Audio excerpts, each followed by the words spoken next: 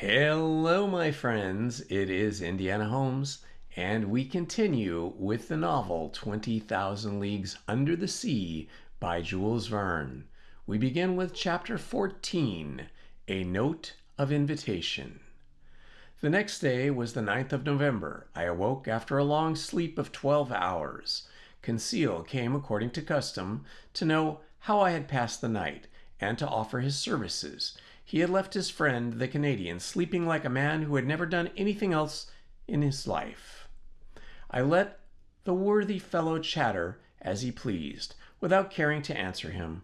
I was preoccupied by the absence of the captain during our sitting of the day before, and hoping to see him today. As soon as I was dressed, I went to the saloon. It was deserted. I plunged into the study of the shelled treasures hidden behind the glasses. I reveled also in the great herbals filled with the rarest marine plants, which, although dried up, retain their lovely colors. Amongst these precious hydrophytes, I remarked some vorticellae, pavorniae, delicate ceramics with scarlet tints, some fan-shaped agari, and some natabuli like flat mushrooms, which at one time used to be classed as zoophytes, in short, a perfect series of algae. The whole day passed without my being honored by a visit from Captain Nemo. The panels of the saloon did not open. Perhaps they did not wish us to tire of these beautiful things. The course of the Nautilus was east-northeast, her speed 12 knots, the depth below the surface between 25 and 35 fathoms. The next day, 10th of November, the same desertion, the same solitude. I did not see one of the ship's crew. Ned and Conseil spent the greater part of the day with me. They were astonished at the inexplicable absence of the captain. Was this singular man ill? Had he alerted his intentions with regard to us? After all, as Conseil said, we enjoyed perfect liberty. We were delicately and abundantly fed. Our host kept his terms of the treaty. We could not complain, and indeed the singularity of our fate reserved such wonderful compensation for us that we had no right to accuse it as yet. That day commenced the journal of these adventures, which has enabled me to relate them with more scrupulous exactitude and minute detail. I wrote it on paper made from Zostera Marina. 11th November. Early in the morning, the fresh air spreading over the interior of the Nautilus told me that we had come to the surface of the ocean to renew our supply of oxygen. I directed my steps to the central staircase and mounted the platform. It was 6 o'clock, the weather was cloudy, and the sea was gray but calm. Scarcely a billow. Captain Nemo, whom I'd hoped to meet, would he be there? I saw no one but the steersman, imprisoned in his glass cage, seated upon the projection formed by the hull of the Pinnacle. I inhaled the salt breeze with delight. By degrees, the fog disappeared under the action of the sun's rays. The radiant orb rose from behind the eastern horizon. The sea flamed under its glance like a train of gunpowder. The clouds scattered in the heights were colored with lively tints of beautiful shades and numerous mare's trails, which betokened wind for that day. But what was wind to this Nautilus which tempests could not frighten? I was admiring this joyous rising of the sun, so gay and so life-giving, when I heard steps approaching the platform. I was prepared to salute Captain Nemo, but it was his second, whom I had already seen on the captain's first visit, who appeared. He advanced on the platform, not seeming to see me. With his powerful glass to his eye, he scanned every point of the horizon with great attention. Then, examination over, he approached the panel and pronounced a sentence in exactly these terms. I have remembered it. For every morning it was repeated under the exact same conditions. It was thus worded: Natron respec lorne virsch. What is meant, I could not say. These words pronounced, the second descended. I thought that the Nautilus was about to return to its submarine navigation. I regained the panel and returned to my chamber. 5 days sped thus, without any change in our situation. Every morning I mounted the platform, the same phrase was pronounced by the same individual, but Captain Nemo did not appear. I had made up my mind that I should never see him again when, on the 16th November, on returning to my room with Ned and Conseil, I found upon my table a note addressed to me. I opened it impatiently. It was written in a bold, clear hand, the characters rather pointed, recalling the German type. The note was worded as follows: 16th of November, 1867. To Professor Arnaud, on board the Nautilus. Captain Nemo invites Professor Arnaud to a hunting party, which will take place tomorrow morning in the forests of the island of Crespo. He hopes that nothing will prevent the professor from being present, and he will with pleasure see him joined by his companions, Captain Nemo, commander of the Nautilus. A hunt! Exclaimed Ned. And in the forests of the island of Crespo? Added Conseil. Oh, then the gentleman is going on terra firma, replied Ned Land. That seems to me to be clearly indicated, said I, reading the letter once more. Well, we must accept, said the Canadian, but once more, on dry ground, we shall know what to do. Indeed, I shall not be sorry to eat a piece of fresh venison. Without seeking to reconcile what was contradictory between Captain Nemo's manifest aversion to islands and continents and his invitation to hunt in a forest, I contented myself with replying, "Let us first see where the island of Crespo is." I consulted the planisphere, and at 32 degrees 40 north latitude and 157 degrees 50 west longitude, I found a small island recognized in 1801 by Captain Crespo and marked in the ancient Spanish maps as Roca de la Plata, the meaning of which is the Silver Rock. We were then about 1,800 miles from our starting point, and the course of the Nautilus, a little changed, was bringing it back towards the southeast. I showed this little rock lost in the midst of the North Pacific to my companions. If Captain Nemo does sometimes go on dry land, I said, he at least chooses desert islands.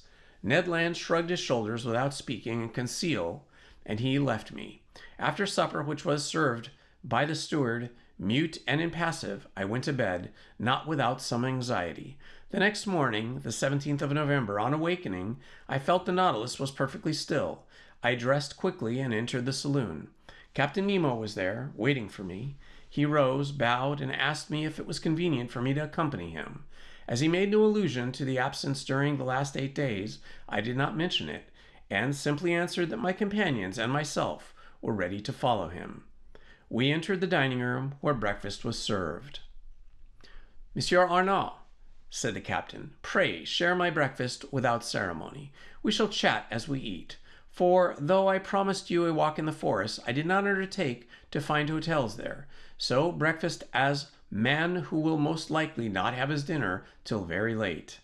I did honor to the repast. It was composed of several kinds of fish and slices of holothuriid, except zoophytes, and different sorts of seaweed. Our drink consisted of pure water, to which the captain added some drops of a fermented liquor extracted by the Kamasutra method from the seaweed, known under the name of Romindia palmata. Captain Nemo at first ate without saying a word. Then he began. "Sir, when I proposed to you to hunt in my submarine forest of Crespo, you evidently thought me mad. Sir, you should never judge lightly of any man. But, Captain, believe me, be kind enough to listen, and you will then see whether you have any cause to accuse me of folly or contradiction. I listen. You know as well as I do, Professor, that man can live under water, providing he carries with him sufficient supply of breathable air. In submarine works, the workman, clad in impervious dress, with his head in a metal helmet, receives air from above by means of forcing pumps and regulators. That is a diving apparatus, said I. Just so, but under these conditions, the man is not at liberty. He is attached to the pump which sends air through the India rubber tube, and if we're obliged to be thus held to the Nautilus, we could not go far. And the means of getting free, I asked. It is the use of Roquenarol apparatus, invented by 2 of your own countrymen, which I have brought to perfection for my own use, and which will allow you to risk yourself under these new psychological conditions without any organ whatever suffering. It consists of a reservoir of thick iron plates in which I store the air under pressure of 50 atmospheres. The reservoir is fixed on the back by means of braces, like a soldier's knapsack.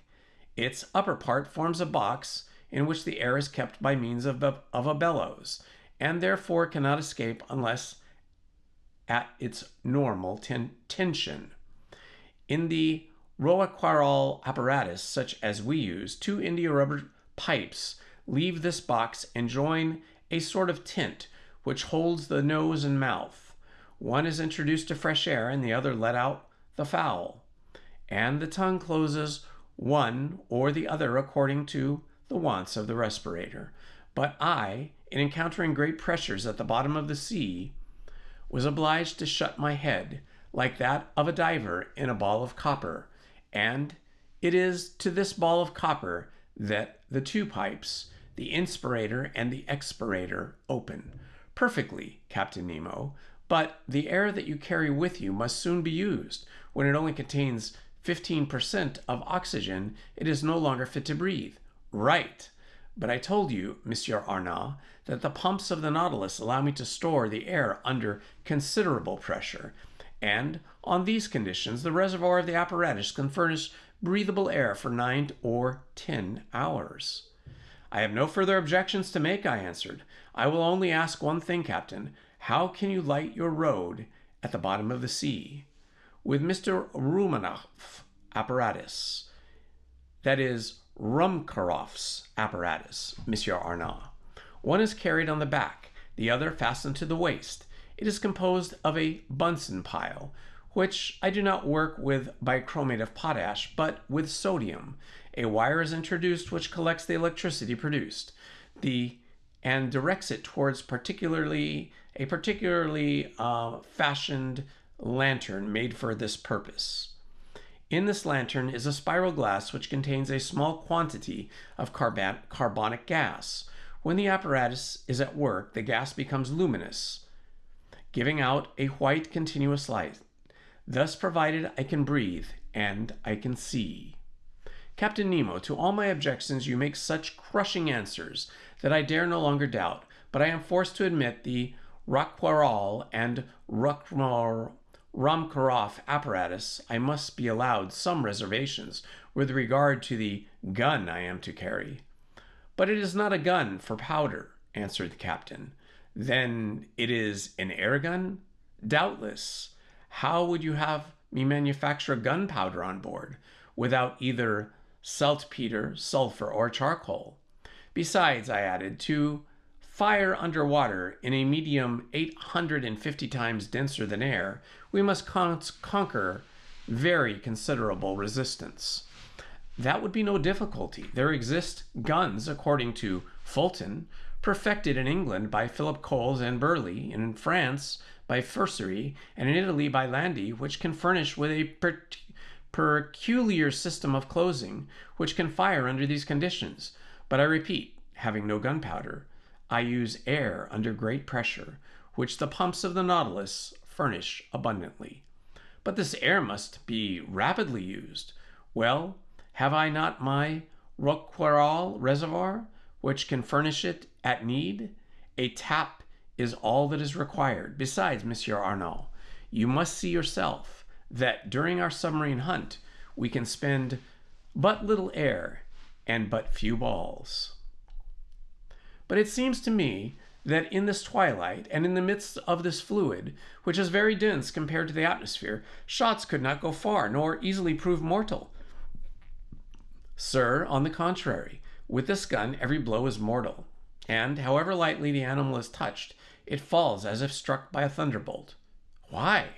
Because the balls sent by this gun are not ordinary balls, but little cases of glass, invented by Lennebrock, an Austrian chemist, of which I have a large supply. These glass cases are covered with a case of steel, and weighted with a pellet of lead. They are real leaden bottles into which the electricity is forced at a high tension. With the slightest shock, they are discharged, and the animal, however strong it may be, falls dead. I must tell you that these cases are size number 4, and that the charge for any ordinary gun would be 10. I will argue no longer, I replied, rising to the table. I have nothing left but for me to take my gun. At all events, I will go where you go. Captain Nemo then led me aft, and in passing before Ned and Conseil's cabin, I called my 2 companions, who followed immediately. We then came to a kind of cell near the machinery room, in which we were to put on our walking dress.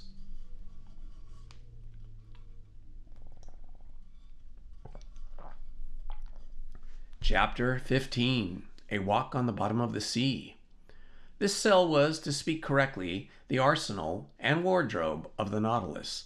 A dozen diving apparatus hung from the partition, waiting for our use. Ned Land, on seeing them, showed evident repugnance to dress himself in one. But, my worthy Ned, the forests of the island of Crespo are nothing but submarine forests. Good, said the disappointed harpooner, who saw his dreams of fresh meat fade away. And you, Monsieur Arnaud, are you going to dress yourself in those clothes? There is no alternative, Master Ned. As you please, sir, replied the harpooner, shrugging his shoulders. But as for me, unless I am forced, I will never get into one. No one will force you, Master Ned, said Captain Nemo. Is Conseil going to risk it? Asked Ned. I follow my master wherever he goes, replied Conseil. At the captain's call, 2 of the ship's crew came in to help us into our dress in these heavy and impervious clothes made of India rubber without seam and constructed expressly to resist considerable pressure. One would have thought it a suit of armor, both supple and resisting. The suit formed trousers and a waistcoat. The trousers were finished off with thick boots, weighted with heavy leaden soles. The texture of the waistcoat was held together by bands of copper, which crossed the chest, protected it from the great pressure of the water, and leaving the lungs free to act. The sleeves ended in gloves, in which in no way constrained the movement of the hands. There was a vast difference noticeable between these consummate apparatus and the old cork breastplates, jackets, and other contrivances in the vogue during the 18th century. Captain Nemo and one of his companions, a sort of Hercules who must have possessed great strength, Conseil and myself were soon enveloped in the dresses. There remained nothing more to be done but to close our heads in the metal boxes. But before proceeding to this operation, I asked the captain's permission to examine the guns we were to carry. One of the Nautilus men gave me a simple gun, the butt end of which, made of steel, hollow in the center, was rather large. It served as a reservoir for compressed air, which a valve worked by a spring allowed to escape into a metal tube. A box of projectiles in a groove in thickness of the butt end contained about 20 of these electric balls, which by means of a spring were forced into a barrel of a gun. As soon as one shot was fired, another was ready. Captain Nemo, said I, this arm is perfect and easily handled. I only ask to be allowed to try it, but how shall we gain the bottom of the sea? At this moment, Professor, the Nautilus is stranded in 5 fathoms, and we have nothing to do but to start. But how shall we get off? You shall see. Captain Nemo thrust his head into the helmet. Conseil and I did the same, not without hearing the ironical "good sport" from the Canadian. The upper part of the dress terminated in a copper collar upon which was screwed the metal helmet. 3 bolts protected with thick glass allowed for us to see in all directions by simply turning our head in the interior of the headdress. As soon as it was possible, the Rockwell apparatus on our backs began to act, and for my part I could breathe with ease. With the Ruhmkorff lamp hanging from my belt and the gun in my hand, I was ready to set out. But to speak the truth, Imprisoned in these heavy garments and glued to the deck of my leaden soles, it was impossible for me to take a step. I was ready to set out. But this state of things was provided for. I felt myself being pushed into a little room contiguous to the wardrobe room. My companions followed, towed along in the same way. I heard a watertight door, furnished with stopper plates, close upon us, and we were wrapped in profound darkness. After some minutes, a loud hissing sound was heard. I felt the cold mount from my feet to my chest. Evidently from some part of the vessel they had, by means of a tap, given entrance to the water, which was invading us, and with which the room was soon filled. A second door, cut in the side of the Nautilus, then opened. We saw a faint light. In another instant, our feet trod the bottom of the sea. And now, how can I retrace the impression left upon me that walk under the waters? Words are important, and yet, in this case, impotent, to relate such wonders. Captain Nemo walked in front. His companions followed some steps behind. Conseil and I remained near each other, as if exchange of words had been possible through our metallic cases.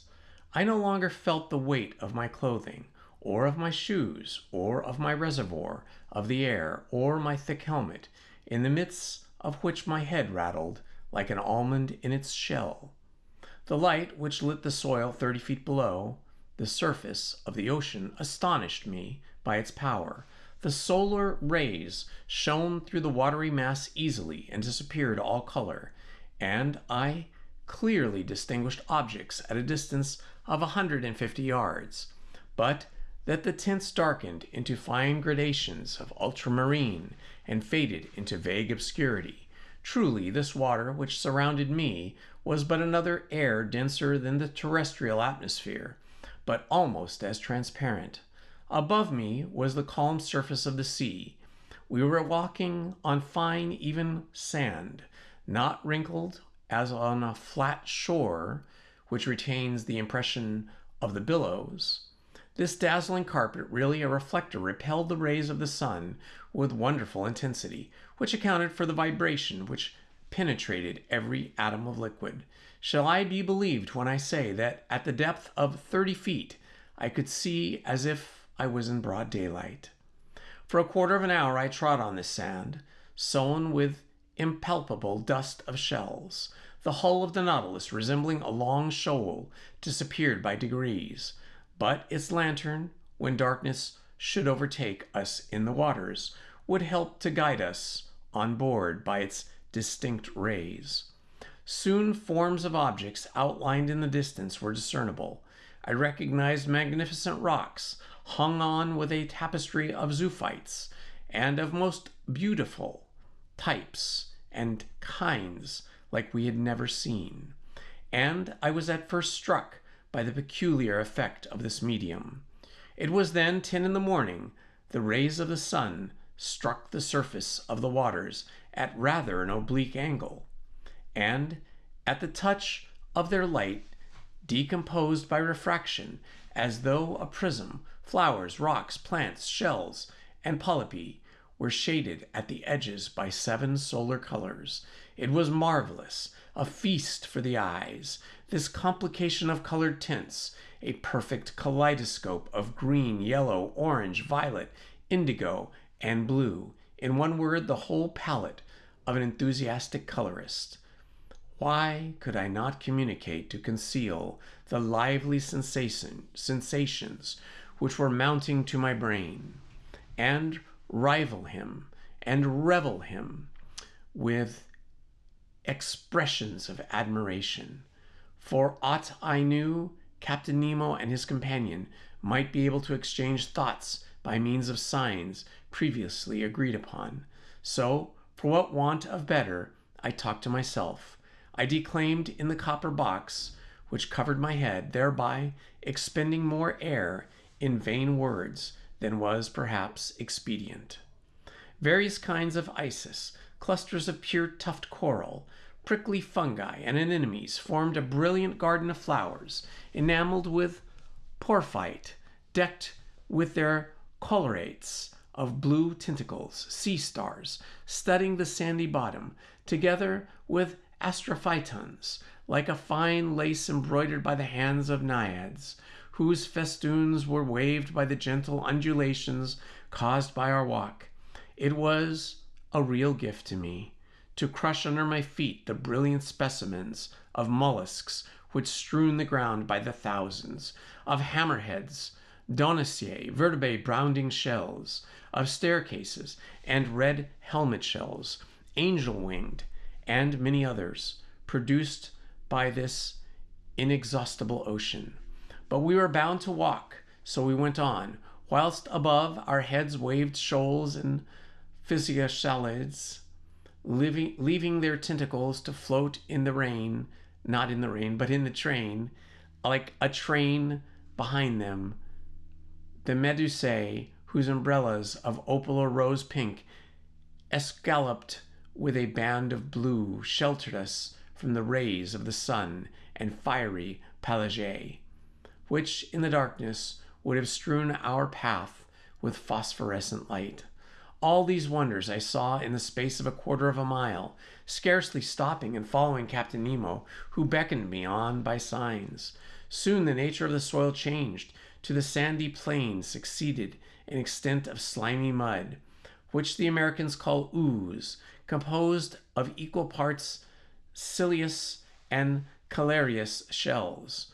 We then traveled over a plain of seaweed on a wild and luxuriant vegetation. This seaweed was of close texture and soft to the feel, and rivaled the softest carpet woven by hand of man. But whilst verdure was spread at our feet, it did not abandon our heels. A light network of marine plants, of that inexhaustible family of seaweeds, of which more than 2,000 kinds are known, grew on the surface of the water. I saw long ribbons of fucus floating, some globular, other tuberous, Lawrenceae, and Claudostephae, of most delicate foliage, and some Rhodomenae, palmitae, resembling the fan of a cactus. I noticed that green plants kept near the top of the sea, whilst the red were at a greater depth, leaving to the black or brown hydrophytes the care of forming gardens and pastures of remote beds on the ocean. We had quitted the Nautilus about an hour and a half. It was near noon. I knew by the perpendicularity of the sun's rays, which were no longer refracted, the magical colors disappeared by degrees, and by shades of emerald and sapphire were effaced. We walked with a singular step, which rang upon the ground with astonishing intensity. The slightest noise was transmitted with a quickness to which the ear is unaccustomed on the earth. Indeed, water is better a conductor of sound than air, in the ratio of 4 to 1. At this period, the earth sloped downwards. The light took a uniform tint. We were at a depth of 105 yards and 20 inches, undergoing a pressure of 6 atmospheres. At this depth, I could still see the rays of the sun, though feebly. To their intense brilliancy had succeeded a reddish twilight, the lowest state between day and night. But we could still see well enough. It was not necessary to resort to the Ruhmkorff apparatus yet. At this moment, Captain Nemo stopped. He waited till I joined him. Then he pointed to an obscure mass, looming in the shadow at a short distance. It is the forest of the island of Crespo, thought I, and I was not mistaken.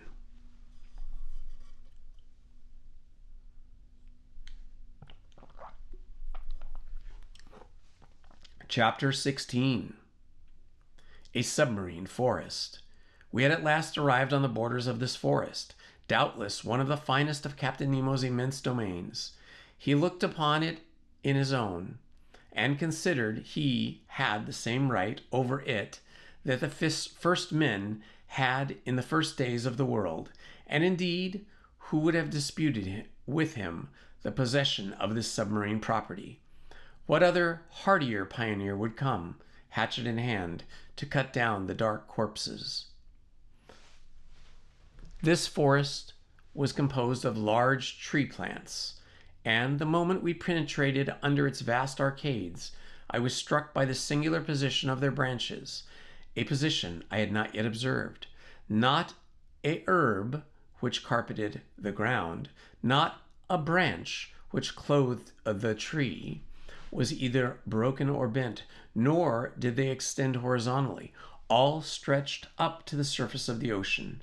Not a filament, not a ribbon, however thin they might be, but kept as straight as a rod of iron. The fucae and the lianas grew in rigid perpendicular lines, due to the density of the elements which had produced them, motionless, yet when bent to one side by the hand, they directly resumed their former position. Truly, it was the region of perpendicularity. I soon accustomed myself to this fantastic position, as well as to the comparative darkness which surrounded us. The soil of the forest seemed covered with sharp blocks difficult to avoid. The submarine flora struck me as being very perfect, and richer even than that which would have been in the Arctic or tropical zones, where productions are not so plentiful. But for some minutes I involuntarily confounded the genera, taking zoophytes and hydrophytes, animals, for plants, and who would not have been mistaken? The fauna and the flora are too closely allied in this submarine world. These plants are self-propagated, and the principle of their existence is in the water, which upholds and nourishes them. The great number, instead of leaves, shot forth blades of capricious shapes, comprised within a scale of colors: pink, carmine, green, olive, fawn, and brown. I saw there, but not dried up, as our specimens of the nautilus are, Pavaroni, spread like a fan, as if to catch the breeze, scarlet Cerames, whose laminaries extend their edible shoots of fern-shaped Neurochristi, which grow to a height of 15 feet, clusters of Acebituli, whose stems increase in size upwards, and numbers of other plants, all devoid of flowers.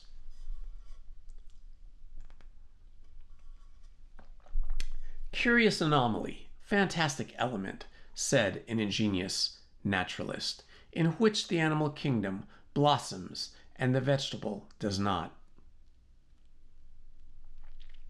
Under these numerous shrubs, as large as trees of the temperate zone, and under their damp shadow, were massed together real bushes of living flowers, hedges of zoophytes, on which blossomed some zebraminadendrines with crooked grooves, some yellow charisphelae, and, to complete the illusion, the fish flies flew from branch to branch like a swarm of hummingbirds, whilst yellow leparoscomerti, with bristling jaws, de cataprari, and montocentredes, rose at our feet like a flight of snipes. In about an hour, Captain Nemo gave the signal to halt. I, for my part, was not sorry, and we had stretched ourselves under an arbor of alaria, the long thin blades of which stood up like arrows. This short rest seems delicious to me. There was nothing wanting but the charm of conversation, but impossible to speak, impossible to answer. I only put my great copper head to Conseil's. I saw the worthy fellow's eyes glistening with delight, and to show his satisfaction, he shook himself in his breastplate of air in the most comical way in the world. After 4 hours of this walking, I was surprised not to find myself dreadfully hungry. How to account for this state of stomach I could not tell, but instead I felt an insurmountable desire to sleep, which happens to all divers, and my eyes soon closed behind thick glasses, and I fell into a heavy slumber, which the movement alone had prevented before. Captain Nemo and his robust companions, stretched in the clear crystal, set us the example. How long I remained buried in this drowsiness I cannot judge. But when I awoke, the sun seemed sinking towards the horizon. Captain Nemo had already risen, and I was beginning to stretch my limbs, when an unexpected apparition brought me briskly to my feet. A few steps off, a monstrous sea spider, about 38 inches high, was watching me with squinting eyes, ready to spring upon me. Though my diver's dress was thick enough to defend me from the bite of the animal, I could not help shuddering with horror. Conseil and the sailor of the Nautilus awoke at this moment. Captain Nemo pointed out the hideous crustacean, which a blow from the butt of the end of a gun knocked over, and I saw the horrible claws of the monster writhe in a terrible convulsion. This accident reminded me that the other animals, more to be feared, might haunt these obscure depths, again, whose attacks my diving dress would not protect me. I had never thought of it before, but I now resolved to be on my guard. Indeed, I thought that this halt would mark the termination of our walk, but I was mistaken, for instead of returning to the Nautilus, Captain Nemo continued his bold excursion. The ground was still on an incline. Its declivity seemed to be getting greater and to be leading us to greater depths. It must have been around 3 o'clock when we reached a narrow valley between high perpendicular walls situated about 75 fathoms. Thanks to the perfection of our apparatus, we were 45 fathoms below the limit which nature seems to have imposed on man as to his submarine excursions. I say 75 fathoms, though I had no instrument by which to judge the distance, but I knew that even the clearest waters, the solar rays could not penetrate farther, and according to the darkness deepened. At 10 paces, not an object was visible. I was groping my way, when I suddenly saw a brilliant white light. Captain Nemo had just put his electric apparatus to use. His companion did the same, and Conseil and I followed their example. By turning a screw, I established communication between the wire of the spiral glass and the sea, lit by our 4 lanterns, was illuminated for a circle of 36 yards. Captain Nemo was still plunging into the dark depths of the forest, whose trees were getting scarcer at every depth. I noticed that vegetable life had disappeared sooner than animal life. The medusae had already abandoned the arid soil, from which a great number of animals, zoophytes, articulata, mollusks, and fishes still obtained sustenance. As we walked, I thought the light of our Ruhmkorff apparatus could not fail to draw some inhabitant from its dark couch. But if they did not approach us, they at least kept a respectable distance from the hunters. Several times I saw Captain Nemo stop, put his gun to his shoulder, and after some moments drop it and walk on. At last, after about 4 hours, this marvelous excursion came to an end. A wall of superb rocks, an imposing mass, rose above us, a heap of gigantic blocks, an enormous, steep, gigantic shore, forming dark grottos, by which presented no practicable slope. It was the prop of the island of Crespo. It was the earth. Captain Nemo stopped suddenly. A gesture of his brought us all to a halt, and however desirous I might have been to scale the wall, I was obliged to stop. Here ended Captain Nemo's domains, and he would not go beyond them. Further on was a portion of the globe we must not trample upon. The return began. Captain Nemo had returned to the head of his little band, directing their course without hesitation. I thought we were not following the same road to return to Nautilus. The new road was very steep and consequently very painful. We approached the surface of the sea rapidly, but this return to the upper strata was not so hidden as to cause relief from the pressure too rapidly, which might have produced serious disorder in our organization and brought on internal lesions so fatal to divers. Very soon, light reappeared and grew, and the sun being low on the horizon, the refraction edged the different objects with a special ring. At 10 yards and a half deep, we walked amidst a shoal of little fishes of all kinds, more numerous than the birds of the air, and also more agile, but no aquatic game worthy of being shot had yet as met our gaze, when all that moment I saw the captain shoulder his gun quickly, and follow a moving object into the shrubs. He fired. He heard a slight hissing, and a creature fell, stunned, at some distance from us. It was a magnificent sea otter, an Indurus, the only exclusively marine quadruped. This otter was 5 feet long and must have been very valuable. Its skin, chestnut brown above the silvery underneath, would have made one of those beautiful furs so sought after in the Russian and Chinese markets. The fineness of the luster of the coat would certainly fetch 80 pounds. I admired this curious mammal, with its rounded head ornamented with short ears, its round eyes and white whiskers, like those of a cat, with webbed feet and nails, and tufted tail. This precious animal, hunted and tracked by fishermen, was now become very rare and taken refuge chiefly in the northern parts of the Pacific, or probably its races would soon become extinct. Captain Nemo's companion took the beast, threw it over his shoulder, and we confined our journey. For 1 hour, a plain of sand lay stretched before us. Sometimes it rose within 2 yards and some inches of the surface of the water.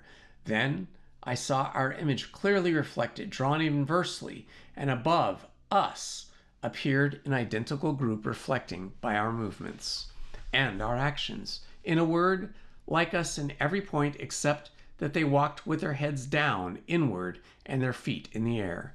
Another effect noticed, which was the passage of thick clouds, which formed and vanished rapidly.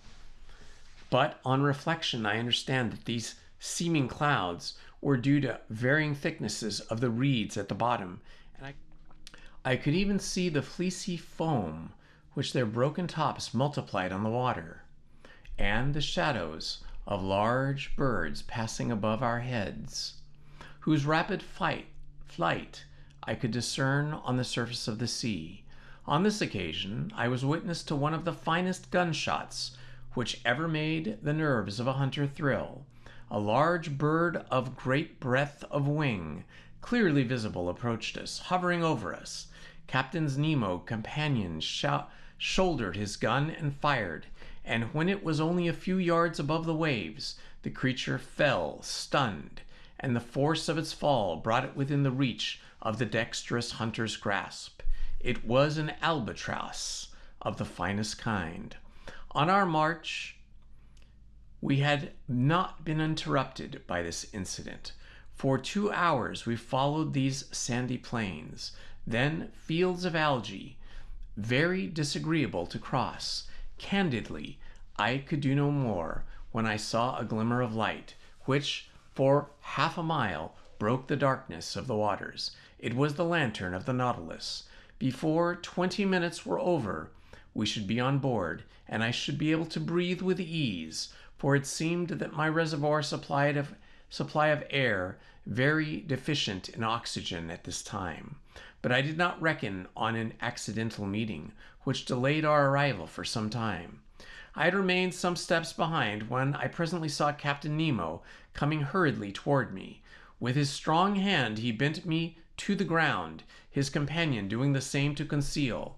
At first I knew not what to think of this sudden attack, but I was soon reassured by seeing Captain lie down beside me and remain immovable. I was stretched on the ground just under the shelter of a bush of algae, when raising my head I saw an enormous mass, casting phosphorescent gleams, pass blusteringly by. My blood froze in my veins as I recognized 2 formidable sharks which threatened us. It was a couple of Tintoreas, terrible creatures with enormous tails and a dull, glassy stare, the phosphorescent matter ejected from their holes pierced around the muzzle. Monstrous brutes which would crush a whole man in their iron jaws. I did not know whether Conseil stopped to classify them. For my part, I noticed their silver bellies and their huge mouths bristling with teeth from the very unscientific point of view, and more as a possible victim than a naturalist. Happily, the voracious creatures do not see well.